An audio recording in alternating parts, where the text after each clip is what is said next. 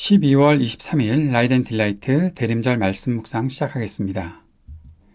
사랑하는 주님, 오늘도 주님의 말씀 앞에 우리의 마음을 엽니다. 우리를 성령으로 충만하게 하셔서 주님께서 주신 지혜로 말씀을 깨닫게 하시고 주님께서 주신 힘으로 말씀에 순종하며 살게 하옵소서. 예수님 이름으로 기도합니다. 아멘.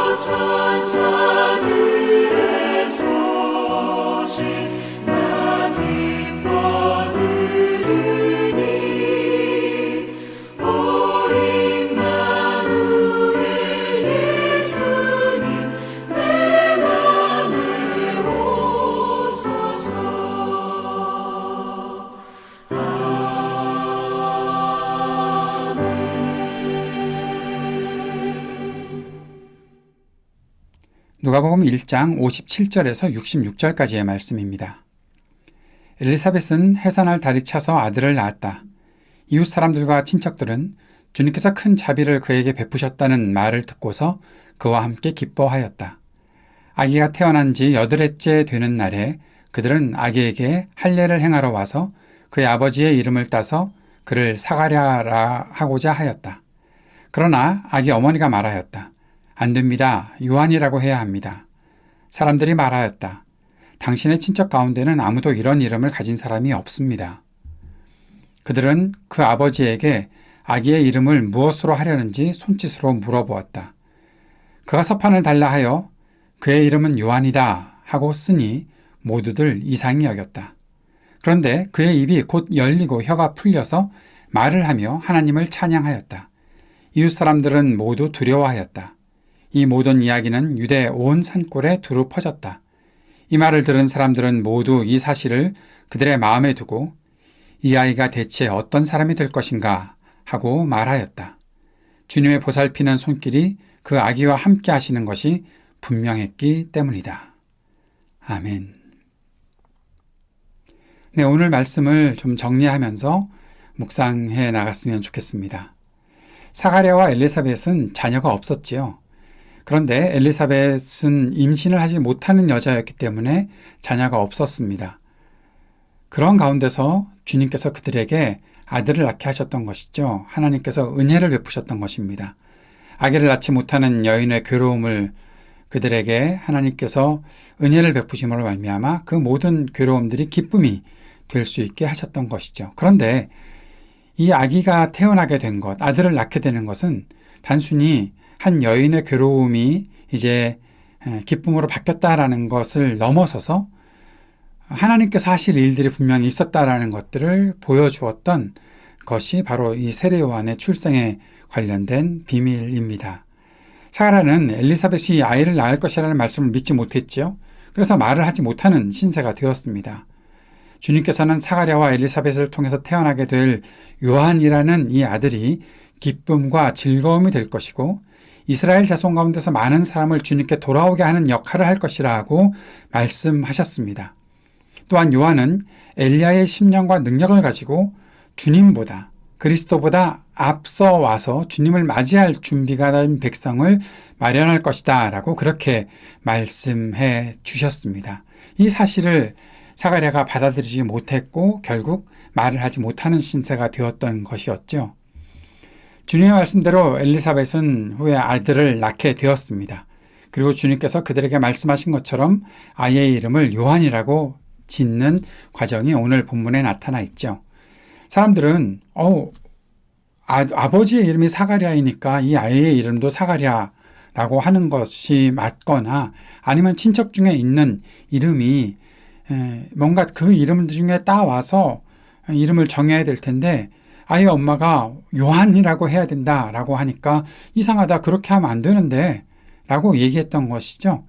그런데 사가랴에게, 말을 하지 못하는 사가랴에게 당신은 어떻게 생각하냐라고 했더니 서판에 그의 이름은 요한이다라고 써서 사람들에게 보여줬고 사람들이 그것 때문에 이상하게 여겼던 것이죠. 그런데 사가랴가 아이의 이름을 요한이라고 그렇게 서판에 썼던 순간 그의 입이 열렸고 하나님을 그가 찬양하는 일들이 나타났습니다.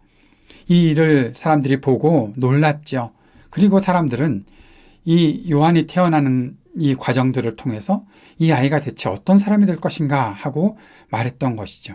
그런데 누가가 여기에 하나 해설을 더해놓고 있죠. 그렇게 사람들이 이 아이가 어떤 사람이 될 것인가 라고 했던 그 이유가 주님의 보살피는 손길이 그 아기와 함께 하시는 것이 분명했기 때문이다 라고 누가가 그렇게 기록하고 있습니다. 사랑하는 여러분, 오늘 이 말씀들을 보면서 크리스마스를 기다리는 우리들에게 한 가지 더 깊은 생각들을 하게 하는 것이 있습니다. 첫째는 하나님의 일이 사람들의 생각에는 이상한 일이다라는 거죠. 사람들이 모두 다 잘 이해할 수 있고 사람들의 경험상 그런 일들 있을 수 있는 일이지 라고 하는 일들이 하나님의 일일 수도 있겠지만 하나님께서 이 어두운 땅에, 이 캄캄한 땅에 하나님의 새로운 일들을, 하나님의 새로운 역사를 이루시기 위해서 하시는 일이 어떻게 사람들이 다 이해할 수 있는 일이겠습니까? 사람들의 생각에는 이상한 일일 수밖에 없었던 것이죠. 그러나 그 일은 누가 보더라도 확실히 주님께서 하시는 일이다라는 사실을 드러내는 것이다 라는 사실을 오늘 말씀을 통해서 보게 되는 것입니다. 하나님께서 하시는 일이 세례 요한을 통해서 나타나는데 세례 요한을 보니까 사람들이 저 아이는 주님께서 보살피는 사람이 분명해 라고 말할 수밖에 없는 그런 확실한 증거가 있다는 것이죠. 누가 보더라도 확실한 일, 그러나 이상한 일. 그리스도의 복음에 헌신된 삶을 살아가는 것은 누가 보더라도 확실한 일, 그러나 도무지 이해가 안 되는 이상한 일, 그런 일들이 생기고 그런 일들이 우리의 삶 속에 분명히 나타날 것이다 라는 사실입니다. 하나님의 일을 해야 하는 사람은 하나님께서 보살피십니다. 하나님께서 그를 보살피시는 일은 분명합니다. 사람들이 볼 때 저 사람은 하나님께서 함께 하시는 사람이 분명해 라고 그렇게 말할 수밖에 없습니다. 탄생이라는 김대건 신부의 일대기를 그린 영화를 보면서 저는 역사 속에 있었던 그 일들이 참 신비로운 일들이지만 확실한 일들이구나. 그리스도의 복음을 전하기 위해 살았던 그들의 삶은 정말 이상한 일이었지만 확실히 주님께서 함께 하시는 일이구나. 그것을 다시 한번 경험하게 보게 되었었습니다. 송정미 찬양사역자의 그 콘서트에 갔었습니다. 예전에 불렀던 찬양들을 다시 하게 되었습니다. 그러면서 제 마음속에 왔던 감동이 그것이었습니다. 그렇구나. 이 놀라운 찬양의 고백들을 우리가 하면서 살았었구나. 그렇지요. 그렇게 그 찬양을 부르며 살았었습니다. 신비롭습니다. 어떻게 그런 찬양을 부르며 살 수 있을까? 그러나 그 찬양을 부르는 사람은 분명히 알고 있습니다. 하나님께서 그 속에, 그 믿음의 고백 속에 늘 함께하고 계시다라는 사실 말이죠.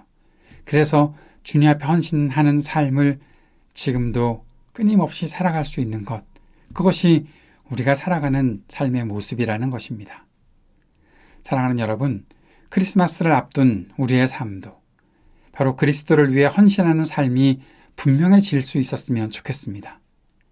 그리고 그리스도를 위해 헌신하는 그 삶이 세상의 관점에서 볼 때 아주 이상한 일이고 이상하게 사는 삶이라 할지라도 주님의 보살피심을 믿고 믿음으로 모든 두려움을 이기며 감당해 나갈 수 있는 그러한 우리의 삶이 될 수 있었으면 좋겠습니다.